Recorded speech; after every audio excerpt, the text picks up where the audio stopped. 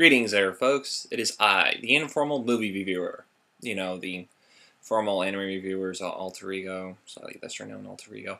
Anyway, yeah, in a few minutes here, I'm going to go see Punisher Warzone here, and when I get back, I'll give you my review on it.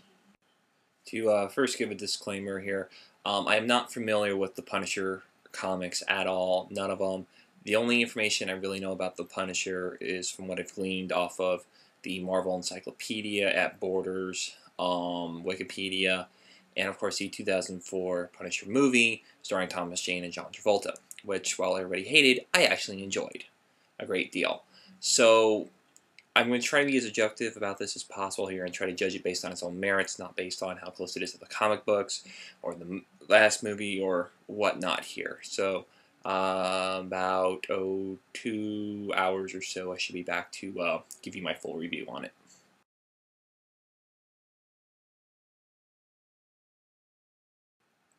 Damn!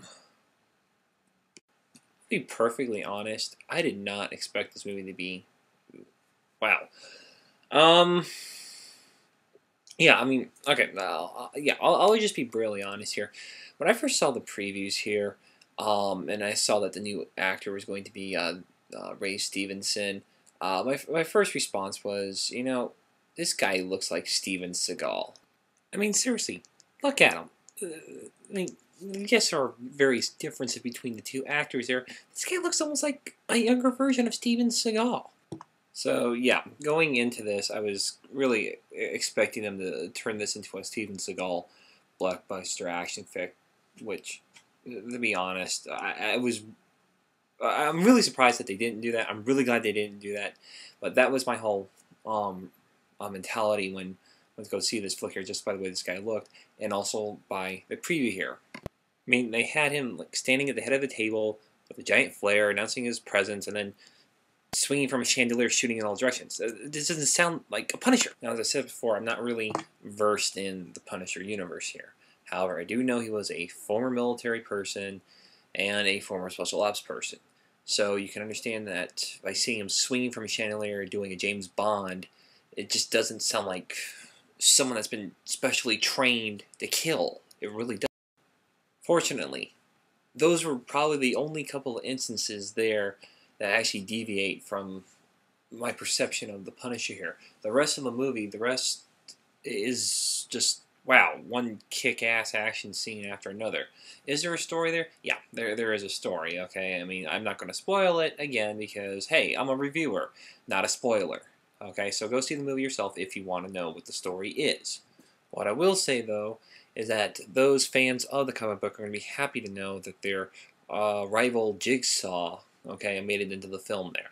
Okay, that's the extent of what I'm going to give away here. So those of you that wanted to see Punisher finally face a comic book baddie and not necessarily John Travolta, okay, yeah, you got your wish finally. Be glad.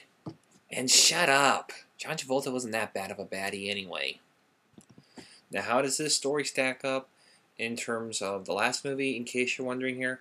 Really, you can't really compare it, okay? I mean, the last movie with Thomas Jane and John Travolta was all about the Punisher's origins, how he came about, and all that, and how he got his vengeance on the people that murdered his family. This one, it is a reboot, yes, from the original series, but it did what the Incredible Hulk did this past summer also, in that it just lightly touched on the events that happened before in a couple of flashbacks, and that was it. The rest of the story was devoted to, I believe, the Warzone comic book line. So, yeah, really, you can't compare the story between this one and the last one. If you ask me which one I prefer, I like Thomas Jane's story because it actually had more story and more build-up, whereas this one is really just about kicking ass and taking names. I mean, sorry if you guys see it any differently than me, but that's how I see it. In terms of acting, well, let's see. This movie went more...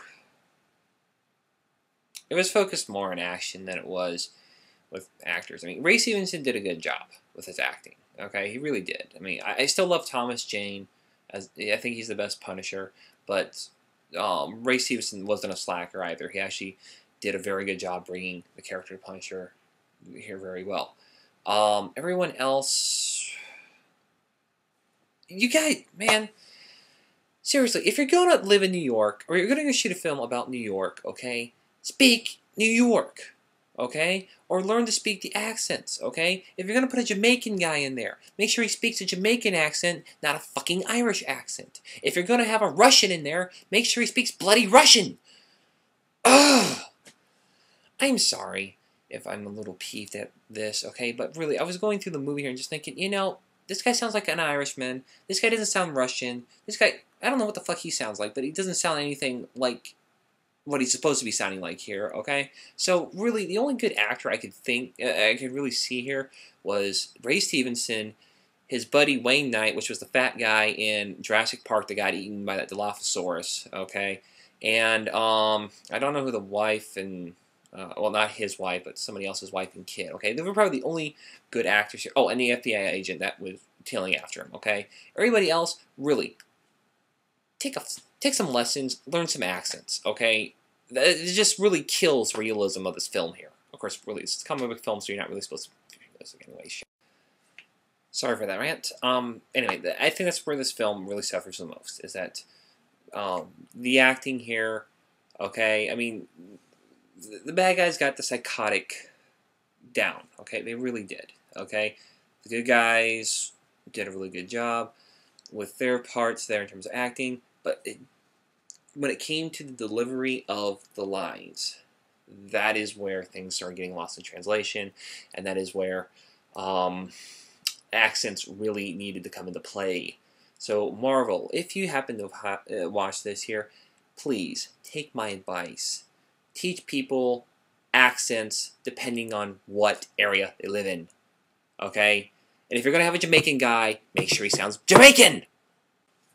Music-wise, no complaints. Compositions were good. The hardcore metal you had was good. So really, I got nothing against the music in this film. Special effects, by and large, they were generally pretty good. Lighting was pretty good. But there were a few instances where I have to ask, you know, you guys kind of dropped the ball on this one. Especially with the whole blowing the guy up in midair with the RPG. I've never seen anybody get blown up by an RPG, but I can almost guarantee you that body parts go flying everywhere. This guy just seemed to vaporize. Okay? Did you just all of a sudden recreate the laws of physics or something? Did Einstein's ghost come back and tell you what... I mean... Yeah. I do have to say, though, thank you for the gratuitous amounts of blood and gore in this film here. Okay, I mean, if there was one saving grace about this movie here, there was a lot of good gory moments, and they were a lot of fun to watch and enjoy and revel in. And yes, I know I am a sick person to actually say that I laughed at a few deaths in this movie. Of course, it would have been funnier is if I had this. Boom! Headshot! I could have played that at least 20 times. Of course, then I'd probably get killed in the theater if I played it that many times. Overall, though, Punisher Warzone isn't it isn't a great movie, but it certainly didn't suck either. I'm glad it didn't take the Steven Seagal route in terms of the action here. At the same time, some of the dialogue, some of the acting, accents, really need to be improved. Okay. As for newcomer Ray Stevenson, good job on taking up the place of Thomas Jane. I will forever remember Thomas Jane fondly as the best Punisher, but you did an excellent job. So, I probably would give this movie a 3.5 out of 5 stars. Okay, I'd recommend to go see it. It's probably going to be the only decent film this holiday season you'll be able to see. Anyway, that's the end of my spiel here. I don't know when I'll be back as the Informal movie reviewer. Just depends when I see another movie that I'm interested in reviewing again. Anyway, that's all for me. Thanks again for watching. Peace out.